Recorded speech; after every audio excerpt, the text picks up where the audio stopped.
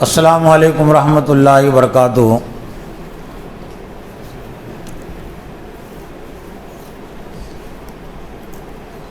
الحمد للہ نحمدہ ونستعینہ ونستغفرہ ونؤمن بہ ونتوکل علیہ ونعوذ باللہ من شرور انفسنا ومن سیئات اعمالنا۔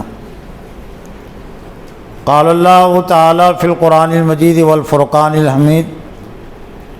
فاعوذ باللہ من الشیطان الرجیم، بسم اللہ الرحمن الرحیم۔ الم تر الی الذین خرجوا من دیارہم وهم الوف حذر الموت فقال لهم اللہ موتوا ثم احیاهم ان اللہ لذو فضل علی الناس ولکن اکثر الناس لا یشکرون۔ وقاتلوا فی سبیل اللہ واعلموا ان اللہ سمیع علیم۔ من ذا الذی یقرض اللہ قرضا حسنا فیضاعفہ لہ اضعافا کثیرا واللہ یقبض ویبسط والیہ ترجعون۔ صدق اللہ العظیم۔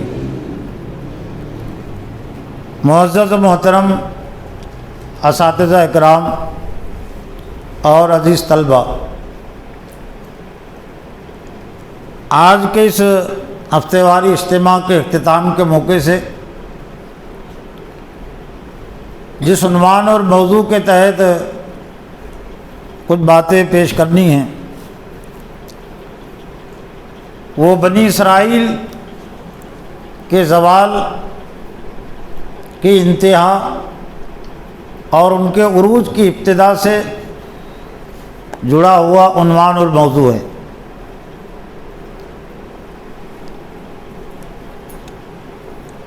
اور یہ اس لیے کہ قرآن مجید میں اللہ تعالیٰ نے امت مسلمہ کو جن باتوں کی تلقین کی ہے ان میں سے ایک اہم تلقین جو بار بار کی ہے تاکید اور تکرار کے ساتھ،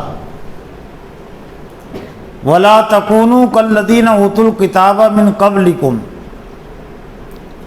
تم ان لوگوں کی طرح مت ہو جاؤ جن کو تم سے پہلے کتاب دی گئی تھی۔ کئی فرمایا وَلَا تَكُونُوا كَالَّذِينَ تَفَرَّقُوا وَاخْتَلَفُوا مِن بَعْدِ مَا جَاءَهُمُ الْبَيِّنَاتُ، تم ان لوگوں کی طرح مت ہو جاؤ جن کو کتاب دی گئی تھی جنہوں نے اختلاف کیا۔ یعنی گویا کہ امت مسلمہ کو یہود و نصارہ کی پیروی سے، ان کی اتباع اور پیروی سے، ان کی نقالی کرنے سے منع کیا گیا۔ تو اس حکموں کو زندگی میں لانے کے لیے، اس حکموں پر عمل کرنے کے لیے بنی اسرائیل کی تاریخ کو جاننا بھی ضروری ہے، ان کے طرز عمل کو جاننا ضروری ہے، تبھی ہم بچ سکیں گے۔ اچھائی کرنے کے لیے اچھائی کا علم ضروری ہے، اور جس برائی سے منع کیا گیا ہے، روکا گیا ہے، اس کا جاننا بھی ضروری ہے، ورنہ اگر اس کا علم نہیں ہوگا تو آپ بچیں گے کیسے؟ اور یہ حکم اور یہ ترتیب اسلام کے پہلے کلمے میں بھی ہے، لا الہ الا اللہ محمد الرسول اللہ، اللہ کے علاوہ کوئی معبود نہیں مگر اللہ۔ تب اللہ کے علاوہ جتنے معبودان باطل ہیں ان کو جاننا ضروری ہے۔ عام طور سے آج تعلیم اور تربیت کا جو ایک بنیادی نقص ہے اور جس میں آج ایک طرح سے مدارس بھی مبتلا ہو گئے، جماعتوں پر بھی اس کے اثرات پڑے ہوئے ہیں، وہ یہ کہ ان باتوں کی تو کچھ حد تک، پورے طور سے نہیں، کچھ حد تک تو تعلیم دی جا رہی ہے کہ معروف کیا ہیں، اچھائیاں کیا ہیں، لیکن منکرات کیا کیا ہیں، کفر اور شرک میں کون کون سی باتیں آتی ہیں، تو ان کو سمجھنے اور سمجھانے کی تعلیم و تربیت کم ہو رہی ہے۔ جس کی وجہ سے مسلمانوں کی زندگیوں میں کفر بھی ہے، شرک بھی ہے، نافرمانیاں بھی ہے، کلمے کی خلاف ورزی بھی ہے، لیکن اس کا احساس نہیں ہے۔ احساس کے لیے علم ضروری ہے۔ کسی چیز کا علم اگر نہیں ہے تو اس کا احساس نہیں ہو سکتا۔ تو بنی اسرائیل کی تاریخ اور طرز عمل سے بچنے کی تعلیم اور تلقین ہے، اور قرآن مجید میں اللہ تعالیٰ نے بنی اسرائیل کی تاریخ کو تفصیل کے ساتھ اور بہت تکرار کے ساتھ، تکرار کہتے بار بار کو، جو بیان کیا ہے وہ اسی لیے بیان کیا ہے کہ امت مسلمہ یعنی حضرت محمد صلی اللہ علیہ وسلم پر ایمان لانے والی امت، قرآن پر ایمان لانے والی امت، وہ بنی اسرائیل کی طرح نہ ہو جائے کہ جنہوں نے سنا لیکن مانا نہیں۔ انبیاء علیہ الصلوۃ نے ان کی ہر طرح سے رہنمائی کی، لیکن انہوں نے اس کو قبول نہیں کیا، تو تم ان جیسے مت ہو جاؤ۔ تو قرآن مجید کی روشنی میں اگر بنی اسرائیل کی اگر تاریخ اور طرز عمل کو اگر ہم دیکھیں تو بنی اسرائیل کے ایک طرح سے 5 دور ہوتے ہیں حضرت محمد صلی اللہ علیہ وسلم کے آمد تک۔ ایک دور تو وہ ہیں بنی اسرائیل کا جو ایک طرح سے ابتدائی دور ہے، اور جس عنوان اور موضوع کے تحت اس سے پہلے کے اجتماع میں حضرت یوسف علیہ السلام کی سیرت اور زندگی کے حوالے سے بنی اسرائیل کی ابتدائی تاریخ تھی، اور یہ بات بھی آئی تھی کہ بنی اسرائیل کا جو آغاز ہے تو حضرت یعقوب علیہ السلام سے ہوا ہے۔ یعقوب علیہ السلام کے 12 بیٹے، اور اسی مناسبت سے وہ بنی اسرائیل کہلاتے ہیں۔ تو ایک تو بنی اسرائیل کا ابتدائی دور ہے جو حضرت یعقوب علیہ السلام سے شروع ہوتا ہے، اور بنی اسرائیل کی تاریخ کا ایک دور وہ ہے ہم جس کو دوسرا دور کہہ سکتے ہیں، وہ حضرت موسیٰ علیہ السلام کی آمد سے متعلق ہے کہ مصر میں بنی اسرائیل آباد تھے حضرت یوسف علیہ السلام کے ذریعے سے، لیکن جب انہوں نے نافرمانیاں کی تو ان کے خلاف ایک طرح سے تحریک چلی۔ ان کے خلاف کیا تحریک چلی؟ اللہ تعالیٰ خود خلاف کر دیتا ہے۔ اللہ کے نزدیک جو اہل حق کو، اہل ایمان اگر اپنی ذمہ داریوں کو ادا نہ کرے تو اللہ کی سزا کا ایک طریقہ یہ ہے کہ اللہ تعالیٰ انسانوں میں سے کچھ ظالم اور جابروں کو ان کے خلاف کر دیتا ہے جو ان کو سزا دیتے ہیں۔ تو دوسرا دور ایک طرح سے حضرت موسیٰ علیہ السلام کی آمد کا دور ہے کہ بنی اسرائیل پر فرعون ان پر مسلط تھا۔ ان آیتوں میں بنی اسرائیل کے ایک طرح سے تیسرے دور کا تذکرہ ہے کہ موسیٰ علیہ السلام کے بعد بنی اسرائیل میں پھر جو اور تنزلی آئی، انہوں نے اللہ کی نافرمانی کی، تو جالوت کی صورت میں اللہ تعالیٰ نے ان پر ایک ظالم اور جابر کو مسلط کیا۔ تو یہ تیسرا دور ہے۔ یہ سورہ بقرہ کی آیت نمبر 243 سے لے کر 252 تک، یہ 10 آیتوں میں ایک طرح سے اس دور سے متعلق بنی اسرائیل کی تاریخ اور طرز عمل ہے، اور وہ اس لیے کہ ہم اس سے نصیحت اور سبق لیں۔ لیکن یہاں جس دور کا تذکرہ ہے اس میں ایک طرح سے بنی اسرائیل کے تنزل کی طرف، زوال کی طرف بھی اشارہ ہے، لیکن جہاں سے پھر بنی اسرائیل کا عروج ہوا ہے، اللہ نے ان کو حکومت عطا کی ہے۔ حضرت طالوت کا تذکرہ ہے۔ حضرت طالوت یہ اللہ کی طرف سے منتخب بادشاہ تھے، اور پھر یہاں سے حضرت داؤد علیہ السلام اور حضرت سلیمان علیہ السلام کے دور کا آغاز بھی ہوتا ہے۔ یعنی یہ جو دوسرا دور ہے ان کے دور عروج، ہم یوں کہہ سکتے ہیں کہ ان کی خلافت راشدہ کا دور ہے، یعنی اللہ کی کتاب کے مطابق، نبی کی تعلیم کے مطابق حکومت کا دور۔ ہماری خلافت راشدہ یہ تو حضرت محمد صلی اللہ علیہ وسلم کے دور سے ہی شروع ہو گئی تھی، لیکن بنی اسرائیل کی خلافت راشدہ وہ نہیں ہو سکی۔ موقع آیا تھا، اللہ نے موقع عطا کیا تھا ان کو حضرت موسیٰ علیہ السلام کے ذریعے سے، لیکن انہوں نے انکار کر دیا تھا۔ حضرت یوسف علیہ السلام کے ذریعے سے یقیناً مصر میں اسلامی حکومت قائم ہوئی تھی، اور تقریباً 80 سال تک حضرت یوسف علیہ السلام اس حکومت کے فرما روا سربراہ رہے تھے۔ لیکن ان کے جانے کے بعد ہی کچھ عرصے کے بعد پھر بنی اسرائیل میں نافرمانیوں کا آغاز ہو گیا، تو وہ حکومت بھی ان سے چھن گئی۔ تو حضرت موسیٰ علیہ السلام کے بعد پھر کچھ بنی اسرائیل کے سرداروں کو اس بات کا احساس ہوا کہ یہ پستی سے اور اس تنزلی سے ہم کو نکلنا چاہیے۔ تو یہ تیسرا دور، چوتھا جو دور ہے ان کا ایک طرح سے حضرت عیسیٰ علیہ السلام کی آمد سے متعلق ہے، اور جو پانچواں دور ہے وہ حضرت محمد صلی اللہ علیہ وسلم کی اس دنیا میں آمد اور نبوت سے متعلق ہے۔ لیکن یہ پانچوں ہی دور میں ایک طرح سے بنی اسرائیل کی نافرمانی بھی ہے۔ بہت تھوڑے لوگ تھے بنی اسرائیل میں جو اللہ کے مطیع تھے، اللہ کی اطاعت اور فرما برداری کرنے والے تھے، اور ایسا لگتا ہے کہ یہ جو 12 بیٹے حضرت یعقوب علیہ السلام کے تھے، ان میں سے 2 بیٹے حضرت یوسف علیہ السلام اور بنیامین، تو ان 2 بیٹوں سے جو نسل چلی بنی اسرائیل کی، انہی میں انبیاء بھی آئے اور انہی میں کچھ فرما بردار بھی ہوئے۔ یہ حضرت طالوت کا جو تذکرہ ہے اس میں، تو ان کا تعلق بھی بنیامین سے، بنیامین کے قبیلے سے، اور وہ بالکل صحیح بات بھی ہے کہ جن کے اندر قدر نہیں ہوگی، نافرمانی ہوگی، تو اللہ تعالیٰ ان میں نبی کیوں بنائے گا ان کو نافرمانوں میں سے؟ تو یہ جو فرما برداری بنی اسرائیل میں کچھ رہی ہے، کم رہے ہیں، تو یا تو ان کا تعلق حضرت یوسف علیہ السلام کے خاندان اور گھرانے سے تھا، یا پھر حضرت بنیامین کے گھرانے سے تھا۔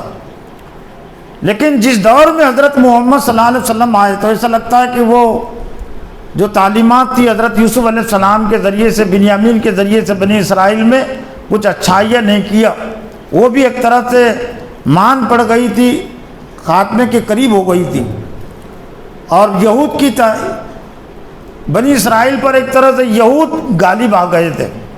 تو پھر اللہ تعالیٰ نے نبوت اور رسالت کو بنی اسرائیل سے منتقل کر کے، بنی اسرائیل کو ایک طرح سے معزول کر کے، حضرت اسماعیل علیہ السلام کی اولاد میں اللہ نے حضرت محمد صلی اللہ علیہ وسلم کو مبعوث کیا، جو مکہ میں تھے۔ حضرت اسماعیل علیہ السلام جو حضرت ابراہیم علیہ السلام ہی کے بیٹے، تو حضرت ابراہیم علیہ السلام نے ان کو مکہ میں بسایا تھا، اور تاریخ سے ایسا لگتا ہے کہ ان کے بھی شاید اتنے ہی بیٹے ہو، کچھ روایتیں ہیں اس تعلق سے کہ 11 بیٹے تھے حضرت اسماعیل علیہ السلام کے، اور مکہ میں تو 10-11 قبیلوں کا جو وجود ہے وہ اسی مناسبت سے کہ وہ بیٹوں سے جو قبیلے چلے، جو نسل چلی، وہ ایک قبیلہ قرار پائی۔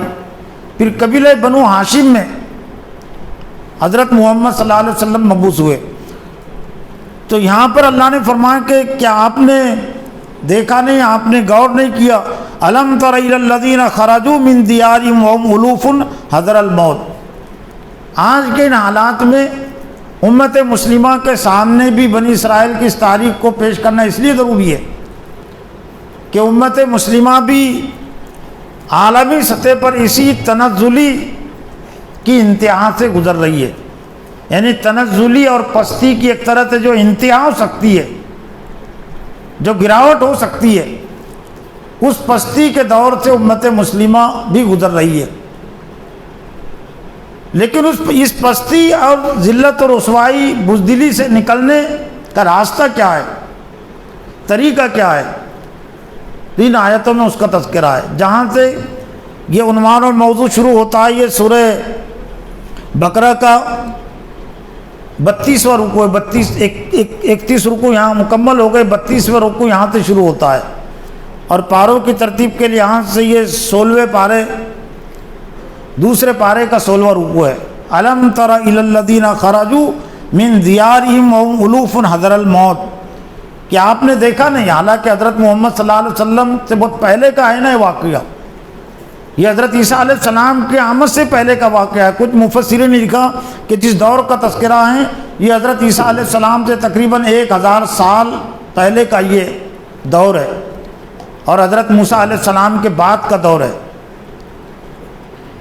تو کیا آپ نے دیکھا نہیں ان لوگوں کو کہ جو موت کے ڈر سے نکلے اپنے گھروں سے، جبکہ وہ ہزاروں کی تعداد میں ہیں، خرجوا من دیارہم، کہ فلسطین میں وہ بسے ہوئے تھے، لیکن جب ان کو معلوم ہوا کہ جالوت ہے، فلسطین اصل میں ایک قوم سے لفظ بنا ہے، فلسطین ایک قوم، فلسطین قوم تھی، اور وہ قوم کی وجہ سے وہ علاقہ، وہ بستی فلسطین کہلائی، اور بنی اسرائیل کی ایک طرح سے مخالف یہ قوم تھی، وہاں اس نے قبضہ کیا تھا، وہاں اس کی حکومت قائم ہوئی تھی، اور بنی اسرائیل کی نافرمانی کی وجہ سے ایک طرح سے بنی اسرائیل منتشر بھی تھی، ان کے اندر بزدلی بھی پیدا ہوئی تھی، تو ہزاروں کی تعداد میں ہونے کے باوجود وہ گھروں سے نکل گئے، گھروں سے کچھ سے نکلنے کا مفہوم بھی ہے، پھر ظلم و ستم سے ان کو نکال دیا گیا، یعنی مطلب یہ کہ ان کو ظالموں اور جابروں سے لڑنا چاہیے تھا، بزدلی نہیں دکھانا چاہیے تھا، لیکن وہ ڈر ڈر کر اپنے گھروں سے نکل گئے۔ آج بھی بہت ساری جگہوں پر یہی حال ہے مسلمانوں کا، کسی جگہ پر اگر معلوم ہو جائے کہ دشمن ہے تو ڈٹنے کی بجائے، جمنے کی بجائے اپنے جان بچانے کے لیے وہاں سے بھاگتے ہیں۔ تو کیا آپ نے دیکھا نہیں ان لوگوں کو؟ یعنی گویا کہ دیکھنا چاہیے، غور کرنا چاہیے۔ اولین طور سے حضرت محمد صلی اللہ علیہ وسلم مخاطب ہے، یعنی گویا کہ بنی اسرائیل کی گویا کہ یہ جو تاریخ ہے، گویا کہ یہ تاریخ تم اپنے سامنے رکھو، امت مسلمہ کے سامنے پیش کرو۔ اللہ تعالیٰ نے پیش کر دیا قرآن مجید کے ذریعے سے، جبکہ وہ ہزاروں کی تعداد میں تھے۔ بھئی چند لوگ اگر ہے اور وہ ڈر رہے تو سمجھ میں آنے والی بات ہے، لیکن ہزاروں کی تعداد ہے، ہزاروں کی آبادی ہے، اور پھر وہ ڈر رہی ہے، تو گویا کہ یہ بہت تعجب کی بات ہے، ان کے لیے بہت زیادہ یہ ذلت اور رسوائی کی بات ہے۔ فقال لهم اللہ موتوا، تو اللہ نے فرمایا کہ مر جاؤ، ثم احیاہم، پھر اللہ تعالیٰ نے ان کو زندہ کیا۔ یہاں پر کچھ مفسرین نے یہاں موت سے مراد ان کے اخلاقی روحانی موت کو مراد لیا ہے، لیکن سیاق اور سباق سے یہ بات واضح ہوتی ہے کہ مقصد یہ تھا کہ وہ مرنے سے نہ ڈرے، ان کو اطمینان رہے کہ موت اور حیات اللہ کے ہاتھ میں ہے، تو اللہ تعالیٰ نے واقعتاً ان کو مار دیا، ان پر موت طاری کر دی، تاکہ موت کا ڈر و خوف ان کے ذہن اور دماغوں سے نکلے کہ موت کے بعد بھی تم زندہ ہو سکتے اور ہم تم کو زندہ کرنے پر قادر ہے۔ تو اللہ نے فرمایا کہ مر جاؤ، ثم احیاہم، پھر ان کو زندہ کر دیا۔ اور یہ اللہ تعالیٰ نے ایک معجزہ اس لیے دکھایا تھا تاکہ وہ موت سے نہ ڈرے اور موت و حیات کا مالک اللہ کو سمجھے۔ اور حقیقت بھی یہی ہے کہ جنگ میں لڑنے سے، جنگ میں شریک ہونے سے کوئی مرتا نہیں، جس کی موت وہاں طے ہوتی ہے وہی جنگ میں مرتا ہے، ورنہ حضرت خالد بن ولید جو 300 جنگوں میں شریک ہوئے، اور سپہ سالار سپہ سالار کا مطلب کیا ہوتا ہے؟ سپہ سالار کا مطلب ہوتا ہے آگے رہنا، پیچھے تھوڑی رہ سکتا سپہ سالار۔ اور جو مخالف لشکر ہوتا ہے تو مخالف لشکر کے اصل حملے کی زد میں ہوتا کون ہے؟ سپہ سالار ہی ہوتا ہے، کہ سپہ سالار کو ان کو مار دیا جائے تو خود ہی پورا لشکر شکست کھا جائے گا، تو گویا کہ پورے حملے کی زد حضرت خالد بن ولید پر ہوتی ہوں گی نا۔ لیکن اب پھر دعا بھی تھی، شہادت کی دعا بھی وہ کرتے تھے، لیکن ان کی جنگ میں موت نہیں، بستر پر ان کی موت ہوئی ہے۔ یہ جو شہادت کا حضرت ثواب تو ان کو مل گیا ہوگا، ایک نہیں 300 شہادتوں کا ثواب ملا ہوتی، جتنی مرتبہ دعا کی ہوئی اتنا شریک ہوئے ہوں گے تو شہادت کی نیت سے شریک ہوئے تھے نا۔ تو انما الاعمال بالنیات، اعمال کا دار و مدار نیت پر ہے، تو حضرت ثواب تو ان کو ملا ہوگا۔ لیکن ایسا لگتا ہے کہ اللہ تعالیٰ نے امت مسلمہ کو خاص طور سے دکھانے اور بتانے کے لیے کہ اگر کوئی یہ سمجھتا ہے کہ میں جنگ میں شروع رہوں گا، جنگ میں جاؤں گا، لڑوں گا دشمنوں سے تو میری موت ہو جائے گی، تو حضرت خالد بن ولید کی زندگی کو سامنے رکھو۔ 300 جنگوں میں شریک ہونے کے بعد، لڑنے کے بعد اور دعا کرنے کے بعد پھر بستر پر ان کی موت ہوتی ہے، پھر تم کو ڈرنے کی کیا ضرورت؟ تو ایسا لگتا ہے کہ اللہ تعالیٰ نے یہ بنی اسرائیل کو موت کا ڈر ان کے ذہن اور دماغوں سے نکالنے کے لیے ان پر ایک طرح سے موت طاری کی، پھر ان کو زندہ کر دیا۔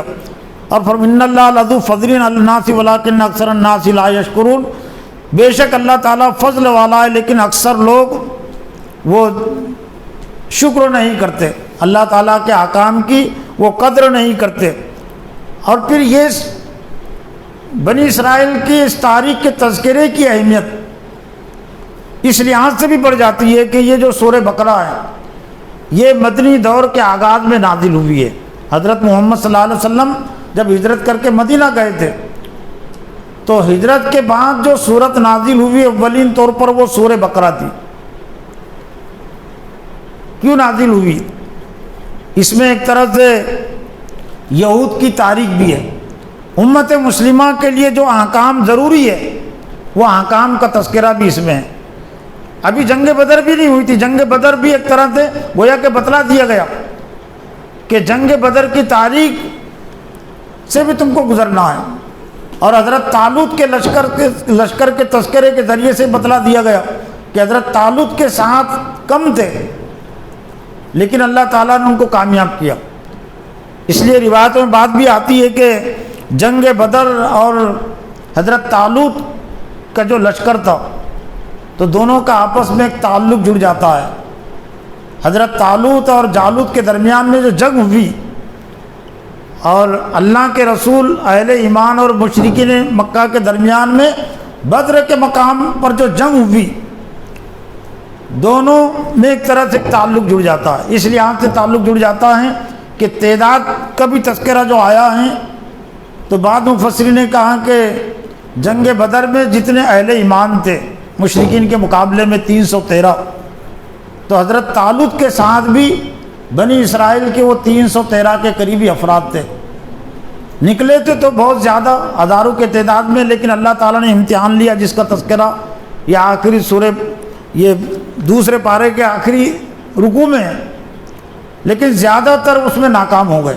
اور اس لیے آپ سے بھی تعلق رشتہ جڑ جاتا ہے کہ باضابطہ خلافت راشدہ کا جو آغاز ہے وہ جنگ بدر ہی سے ہوا ہے۔ اسلامی حکومت کا آغاز، اسلامی حکومت کی ابتدا، قرآنی حکومت کی ابتدا ایک طرح سے وہ تو ہجرت کے ساتھ ہی پڑ گئی تھی۔ مدینہ کے قبیلے اوس اور قبیلے خزرج کے لوگوں نے اسلام قبول کر لیا تھا۔ تم یوں کہہ سکتے کہ مدینہ فتح تو ہوا دعوت کے ذریعے سے، لیکن اس فتح کو برقرار جو رکھا گیا اس میں پھر دعوت کے ساتھ اس میں جہاد بھی تھا، اس میں جنگ بھی تھی۔ تو کوئی ملک ہو سکتا ہے صرف دعوت کی بنیاد پر فتح ہو جائے، لیکن صرف دعوت کی بنیاد پر اس کو آپ باقی نہیں رکھ سکتے، پولیس اور فوج کی بھی ضرورت پڑتی نا۔ جنگ کس کو کہتے؟ لڑنے کو ہی کہتے نا۔ پولیس کا ہوتا کیا کام؟ لڑنے کا ہی کام ہوتا ہے نا۔ لاٹھیاں ان کے ہاتھ میں ہوتی ہے، کبھی سخت ترین حالات ہو بندوقیں دی جاتی ہے، اور زیادہ سخت ترین حالات پھر فوج بلائی جاتی ہے جی، کچھ کو گولیاں بھی ماری جاتی ہے، اور جو کم مجرم ہوتے ہیں تو ان کو جیلوں میں ڈال دیا جاتا ہے۔ تو بغیر پولیس اور فوج کے نہ اسلامی حکومت چلتی ہے اور نہ شیطانی حکومت چلتی ہے، طاغوتی حکومت بھی چلتی نہیں نا۔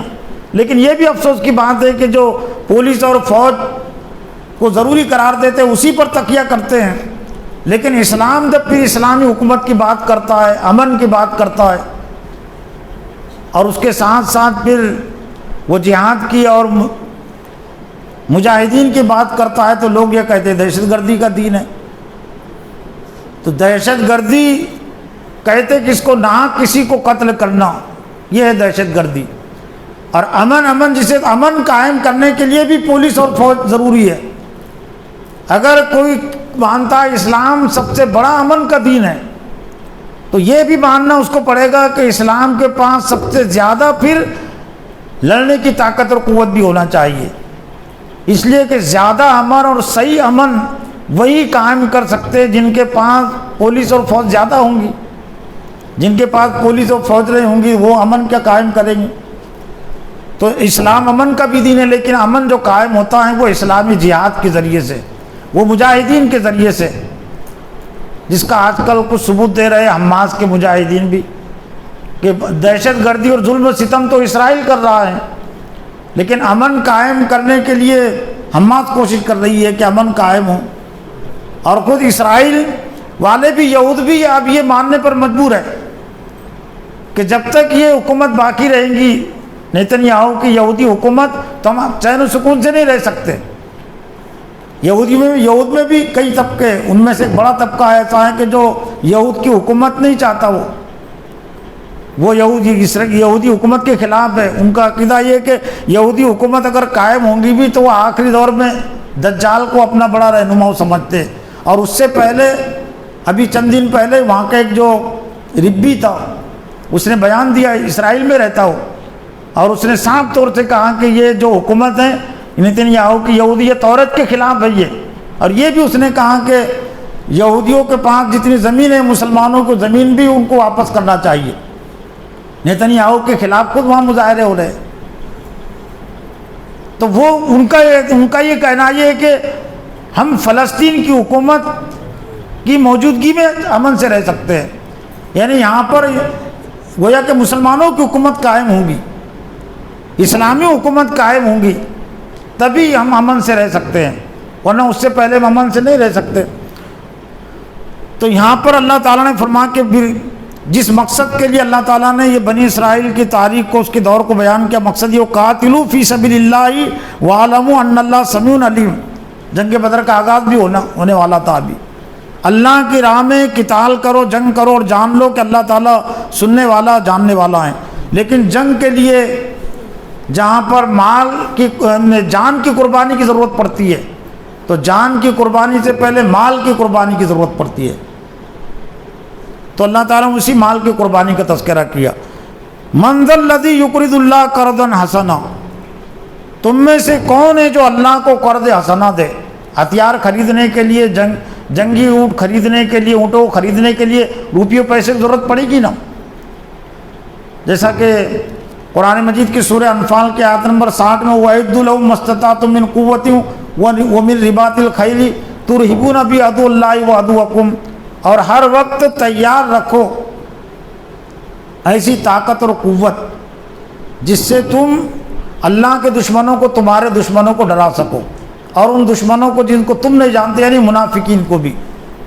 من قوتن کے الفاظ ہے، اور ومن رباط الخیل، اور خاص طور سے جنگی گھوڑوں کا تذکرہ کیا گیا، اس لیے کہ اللہ جس دور میں قرآن مجید نازل ہو رہا تھا اس دور میں جو سب سے اعلیٰ ترین سواری تھی جنگ کی، مؤثر ترین اور مفید ترین جو سواری تھی وہ جنگی گھوڑے، سواری کے گھوڑے اور ہوتے تھے لیکن خاص گھوڑے ہوتے تھے جن کو لڑائی کے لیے تیار کیا جاتا تھا، تو ان کو کہتے رباط الخیل، کہ رباط الخیل یعنی جنگی گھوڑوں کو بھی تیار رکھو، لیکن اس کے لیے مال کی ضرورت پڑتی ہے۔ تو وہاں پر بھی وہ آیت جہاں پر مکمل ہوتی ہے سورہ انفال کے آیت نمبر 60 وَمَا تُنْفِقُوا مِنْ شَيْءٍ يُوَفَّ إِلَيْكُمْ وَأَنْتُمْ لَا تُظْلَمُونَ، وَمَا تُنْفِقُوا مِنْ شَيْءٍ فِي سَبِيلِ اللَّهِ، تم اللہ کی راہ میں جو کچھ بھی خرچے کرو گے تو تمہاری طرف وہ لوٹایا جائے گا اور تم پر کچھ بھی ظلم نہیں کیا جائے گا۔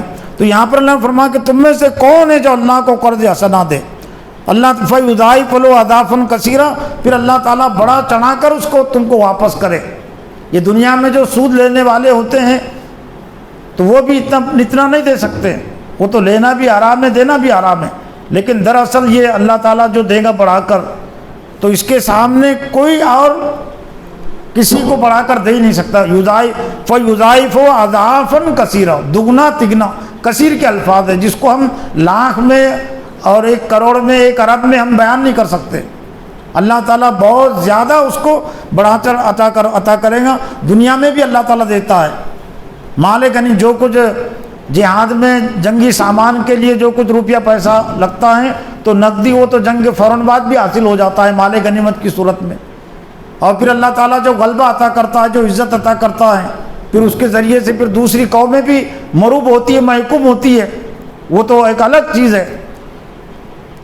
واللہ یقبض ویبسط والیہ ترجعون، اور اللہ تعالیٰ جس کے لیے چاہتا ہے وہ کم کرتا ہے، جس کو چاہتا ہے بڑھا دیتا ہے۔ یعنی گویا کہ مطلب مال و دولت ہی کو سب کچھ نہ سمجھ لے، یہ مال یہ آنے جانے والی چیز ہے، جس کو چاہتا ہے اللہ زیادہ دیتا ہے اور جس کو چاہتا ہے اللہ تعالیٰ کم دیتا ہے، اور اسی کی طرف تم کو لوٹ کر جانا ہے۔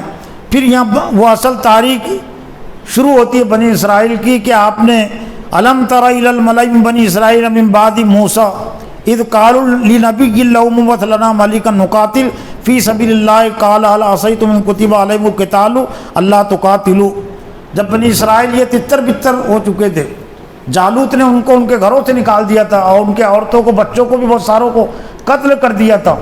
لیکن بعد میں ایک نسل، کچھ سال گزرنے کے بعد، 20 سال گزرنے کے بعد، کسی نے کہا کہ 40 سال گزرنے کے بعد ان کو پھر احساس ہوا کہ یہ ہمارے گھروں سے ہم کو نکال دیا گیا۔ ان کی جو نسل پیدا ہوئی، یہ حماس کے بھی جو مجاہدین لڑ رہے ہیں تو یہ گھروں میں پیدا نہیں ہوئے، یہ کیمپوں میں پیدا ہوئے۔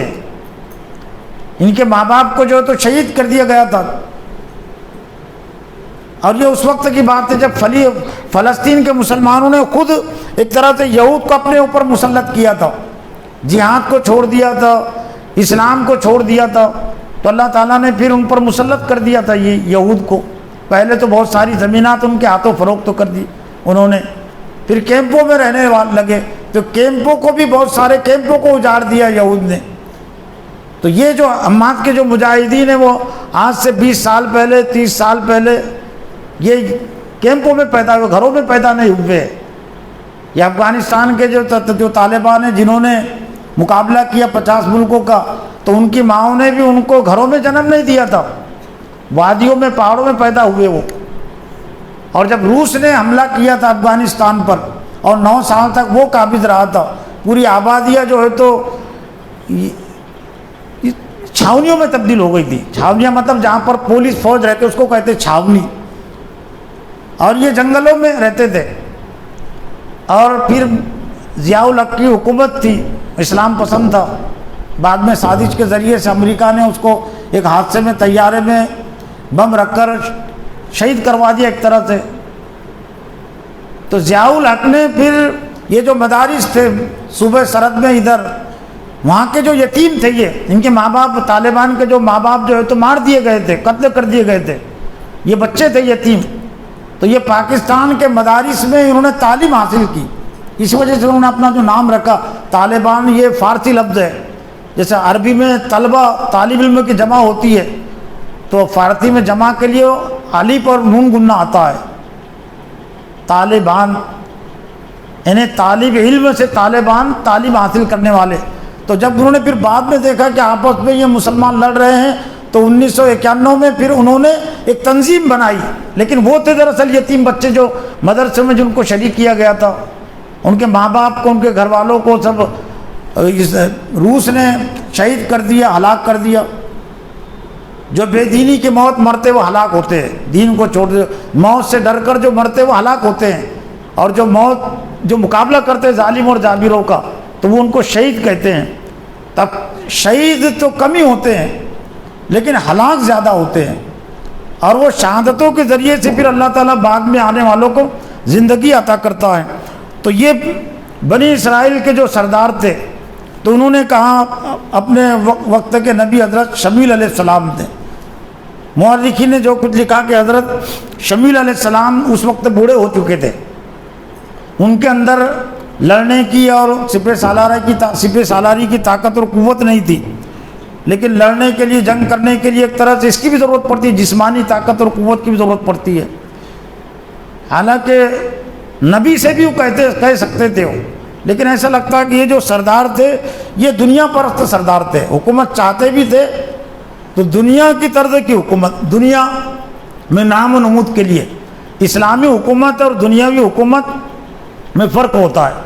اسلامی حکومت اللہ کے احکام کو قائم کرنے کے لیے قائم ہوتی ہے، اور دنیا کی جو حکومت ہے تو دنیا میں اپنا نام روشن رہے، اس کے ذریعے سے ہم کو فائدہ ملے، عیش و عشرت، راحت و آرام کا ہم کو موقع ملے۔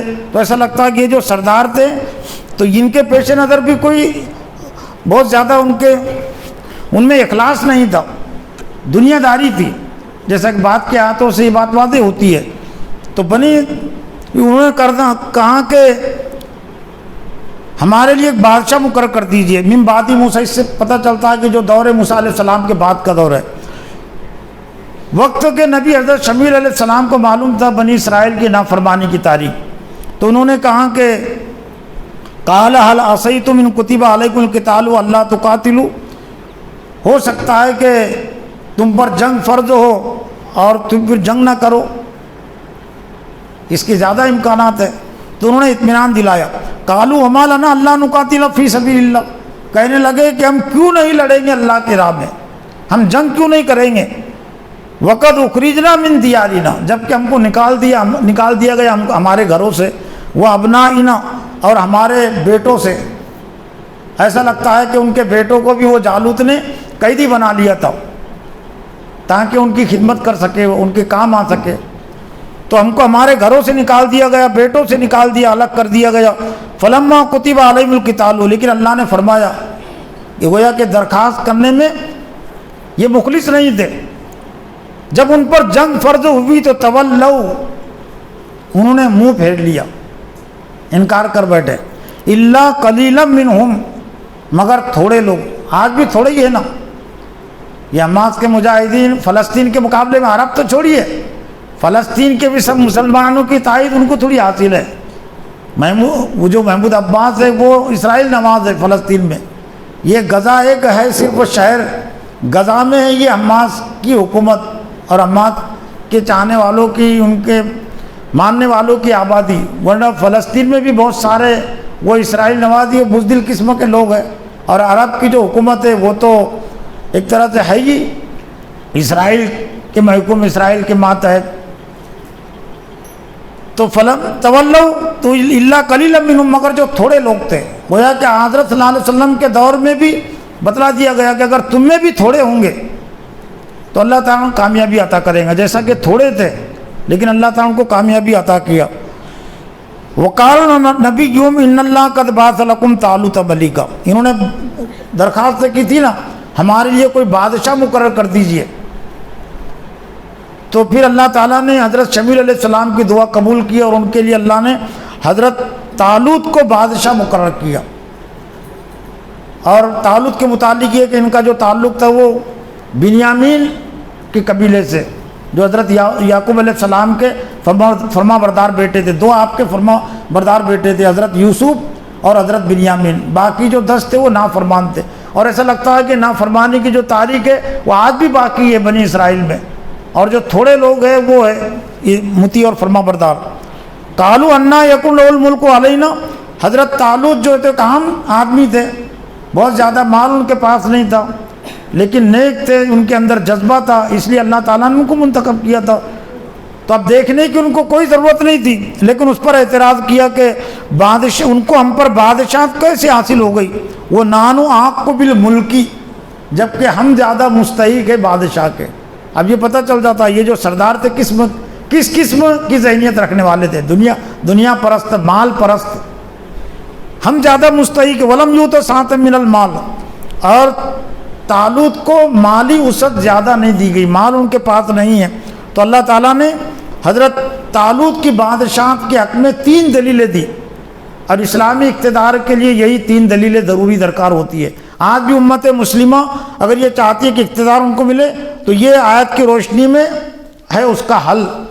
قال ان اللہ اصطفاہ علیکم, پہلی دلیل جو حضرت طالوت کی بادشاہت کی دی گئی وہ یہ کہ اللہ نے ان کو منتخب کیا ہے تم پر. اب اس میں کوئی سوچنے سمجھنے کی بات ہی نہیں تھی, اس میں کوئی اعتراض کی بات ہی نہیں تھی. اللہ کا یہ انتخاب ہے, گویا کہ اہلیت ان کے اندر موجود تھی. وَزَادَهُ بَسْطَةً فِي الْعِلْمِ وَالْجِسْمِ, اور دوسری اور تیسری دلیل ان کی بادشاہت کی, اللہ تعالیٰ نے ان کی علمی طاقت کو بڑھایا ہے. والجسم, اور جسمانی طاقت. علمی طاقت سے مراد گویا کہ توریت کا بھی ان کو گہرا اور پختہ علم ہے, اور دوسرے کے لڑنے کے لحاظ سے بھی بہت مضبوط ہے, وہ جسمانی لحاظ سے مضبوط ہے. یعنی گویا کہ علم کا تعلق ایمان سے بھی ہے. جس کا علم جتنا زیادہ گہرا اور پختہ ہوگا اس کا ایمان بھی اتنا گہرا اور پختہ ہوگا. گویا کہ یہ ایمانی لحاظ سے مضبوط ہے اور جسمانی لحاظ سے مضبوط ہے.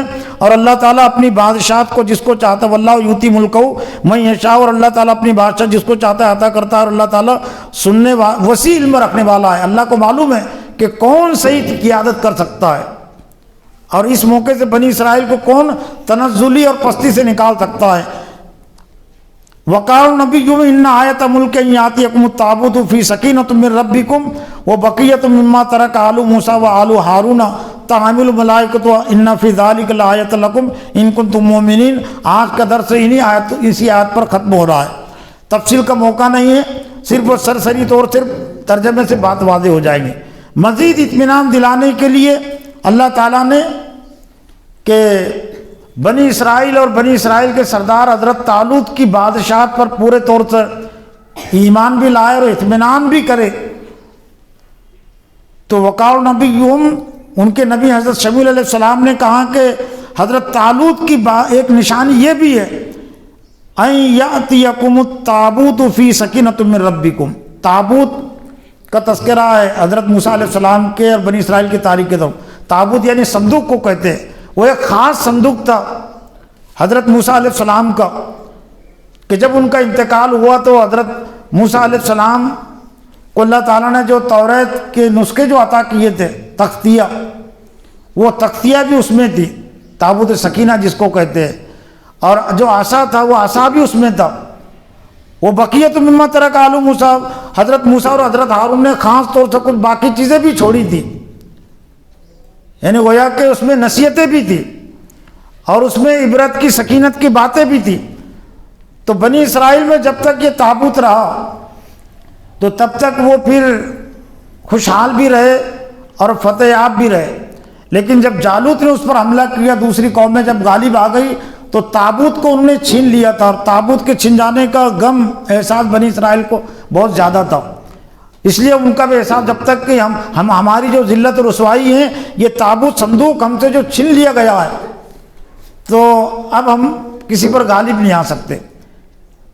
ان کا یقین بھائی اس کی وجہ سے ہم کو، حالانکہ اطمینان کے لیے تھا، ورنہ محنت اور مشقت اور حرج کو کرنی پڑتی ہے، لیکن اللہ نے اطمینان دلانے کے لیے وہ جو ان کا تابوت ان سے چھن لیا گیا تھا، فرشتوں کے ذریعے سے وہ تابوت اللہ نے حضرت طالوت کے گھر میں پہنچا دیا، حضرت طالوت کے پاس کو پہنچا دیا۔